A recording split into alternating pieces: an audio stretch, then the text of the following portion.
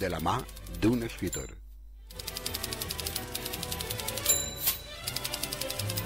Avui presentem el conte d'Àngel Liu i Mari Carmen Sáez, El grunyit.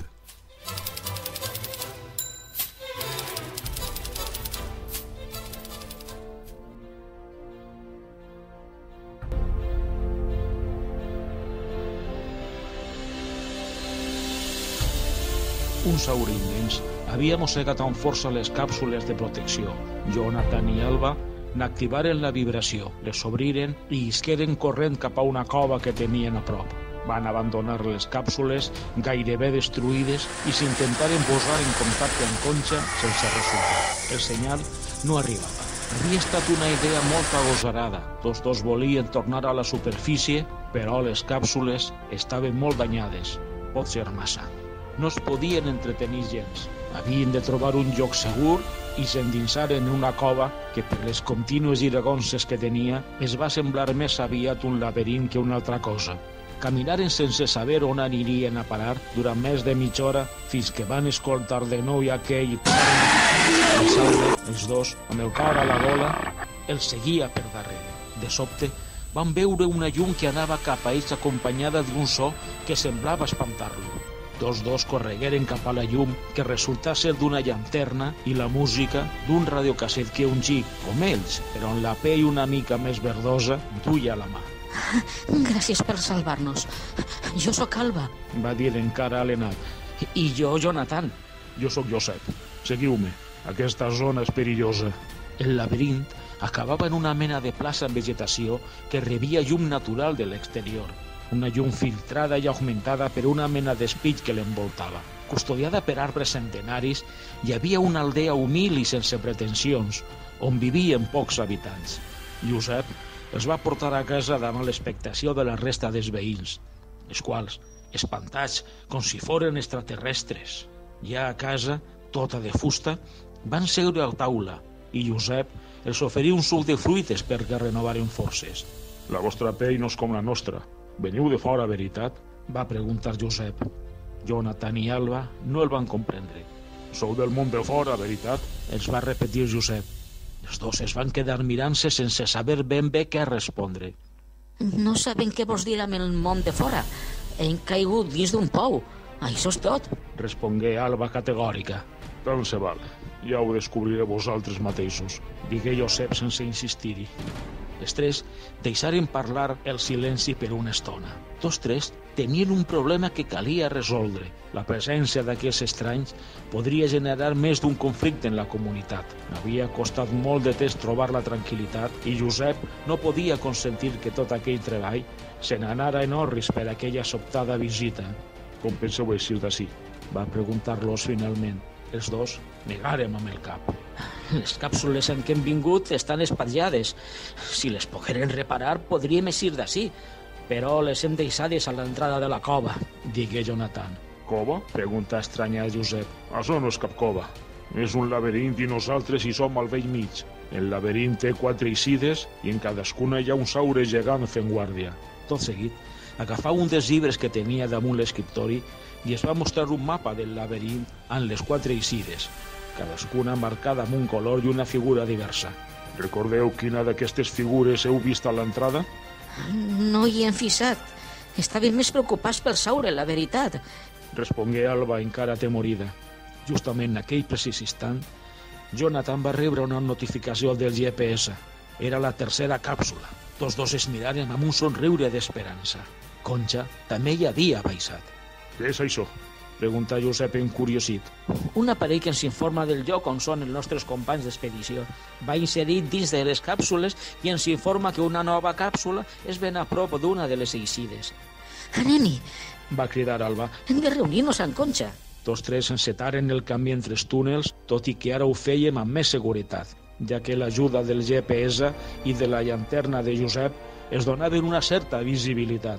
En arribar on es trobava la càpsula de Concha, tot estaven en l'aire al coll. La càpsula estava tota destrossada i el cos de la vicedirectora no hi era enlloc. Josep esbrinà els voltants, escorcollar les restes de la càpsula i fins i tot va resseguir unes línies estranyes per terra. Això no és bon senyal, digué el jove de pell verdosa amb un posat seriós. Mireu, aquestes formes sobre el terra són les empentes del saure. Hi ha evidències que ha carregat alguna cosa pesada, segurament la vostra amiga. Però per què? On se l'ha importada? Va cridar Alba. No ho sé, desconeixem on viuen els guardians aquests. No hem entrat mai a les profunditats del pou. I ara què? Balbotejar Jonathan desesperat. Josep, mirant llàstima els dos joves nous amics, i de seguida va prendre una determinació. Vinga, anem per cordes i demanem l'ajuda de la gent de la comunitat. No som una població gran, però per una vegada ens enfrontarem als guardians. Ja és hora de lluitar per la nostra llibertat. Parlarem amb Guinella, la dona sàvia de la comunitat. Tota la població es va reunir al voltant dels tres joves.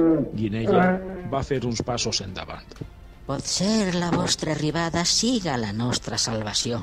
El moment de prendre consciència i recuperar la dignitat. Ja no viurem mai com feres amagades. Les coses no són per sempre. Hem viscut en la fosca massa temps. Les ciutats de l'exterior tingueren el seu propi final. Recorda aquell estiu infernal. Totes les cadenes muntanyenques començaren a cremar-se alhora i des de punts estratègics que feien l'extinció impossible. La gent s'abocà a les ciutats costaneres.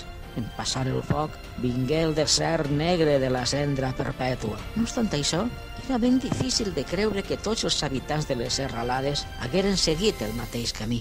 D'açò han nascut les històries que en conten a la superfície. Potser n'he sentit parlar. Sense anar més lluny, el nostre poblat n'és un exemple, però hi ha d'altres. Cadascun ha creat les seues pròpies regles, tot i que no hi ha relacions entre elles. Rescatarem la tripulant de la càpsula.